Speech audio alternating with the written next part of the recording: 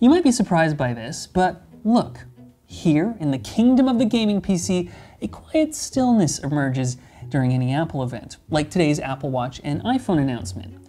And that's because my colleagues will stop what they're doing and watch. So, if they're all watching the event anyways, why am I the only one sharing my thoughts on it?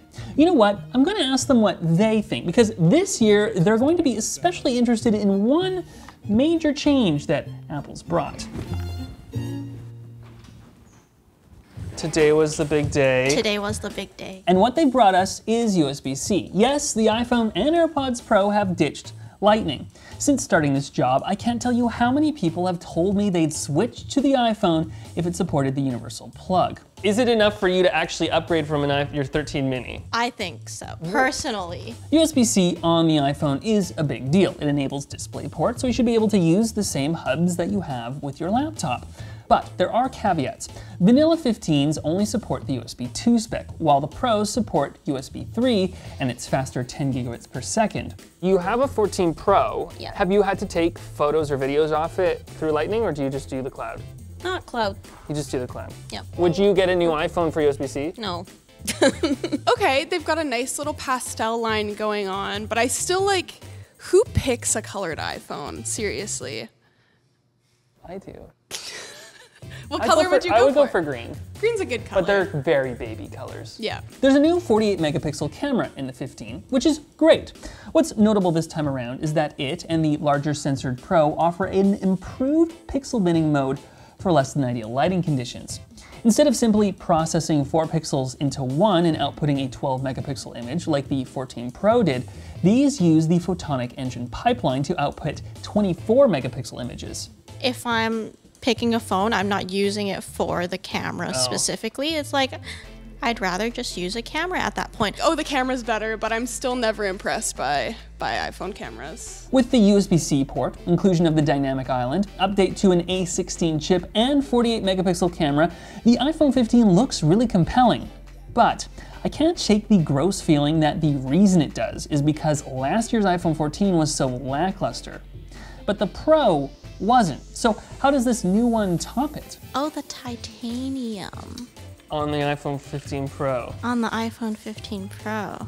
That was interesting. I mean, it's a whole new material change, but no new design. So it's a stronger, like, lighter material. The Ring silent switch is gone. There's an action button with haptic feedback that you can use for Ring and silent, but also for other things. Okay. There's a new A17 Pro 3nm chip with a Pro-class GPU that supports ray tracing and will enable Resident Evil Village and 4 and Assassin's Creed to be released on the iPhone 15 Pro. Makes no sense, but right.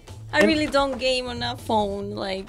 I know, me neither. I'm sure my Orange Channel colleagues will have more to say about the A17 Pro chip, but this further makes my point about the Pros pushing ahead. Will a basic iPhone get an A17 non-Pro chip next year? And will it support ray tracing like the Pros do now? Pro Max gets a special camera bump apart from the Pro, which is a 5x zoom. Yeah, that's cool. Do you care about a big zoom? no. What I'm most upset about is that the iPhone mini has been completely dropped from the lineup. I was hoping that a $500 13 mini would make for an affordable option between the aged SE and midsize 13, but alas, it doesn't.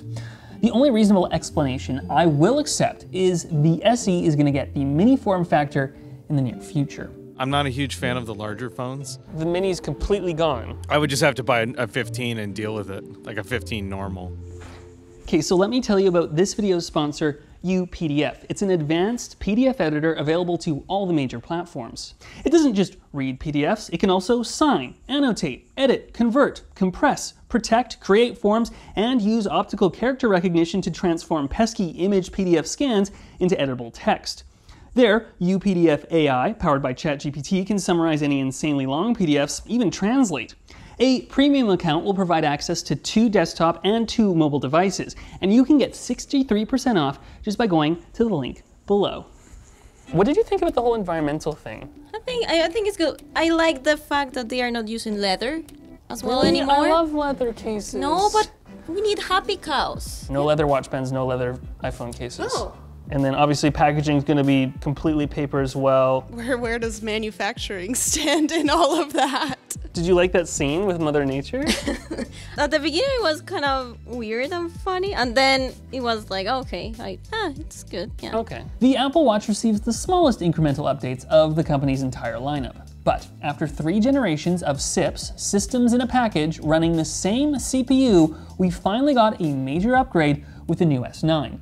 It's much faster and gets a neural engine that enables on-device Siri processing and hand gestures. So this double tap gesture, so if you do this, you can answer and end a phone call. Didn't they already have something like that? That's what I thought. Gestures on the Apple Watch aren't new. Sarah tried them out when she unboxed a Series 7 2 years ago, so it's weird they're making a big deal about this today. I think, however, the neural processing on the S9 has helped make them reliable enough to put on by default. Would you use a gesture like that? I think so. Really? Okay. I feel like it's handy. Well, if it works. Do I think that's interesting? No, I don't think that's. I don't use the gestures that already exist on the phone. I like the gesture thing, but I don't think it's like super worth it just buying it just because of that. Brighter screens are also the story of this event. The Series 9 and even iPhone 15 now can punch up to 2,000 nits outdoor brightness, which is impressive. However, they are both totally outdone by the 3,000 nits the Apple Watch Ultra 2 can emit. That's always nice. How will that affect battery life if I'm They say outside it's the on a sunny same. day? I wasn't expecting the Ultra to get upgrades, but for the $800 asking price, it's probably for the best, because the people who own them really like them. My husband loves it. Your husband, really? He says it's the best Apple product.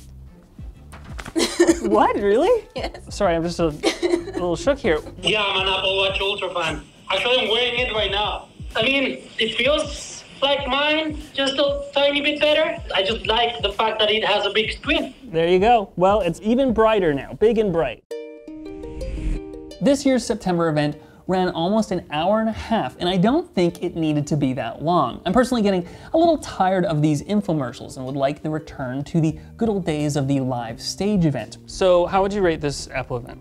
Out of 10. 10 or something. I haven't finished the entire thing yet. Oh, okay, all right. But like from the things you mentioned and what did I watch? Let's say like a 7, 6. Okay. Do you miss the live stage events? Yes. You prefer them over these infomercials? Yes. Me too. They've built the Steve Jobs Theater for a reason, right? Maybe they'll use it for the iPhone 16 event. Thanks for holding back last year's MAC address to make this one seem even better. If you're excited about the new iPhone 15 and 15 Pro, give this video a like. And if you're a big Apple Watch user, then you might as well subscribe. I'm curious below what features or devices or things that were announced in Apple's event that I didn't quite touch on you're most excited about.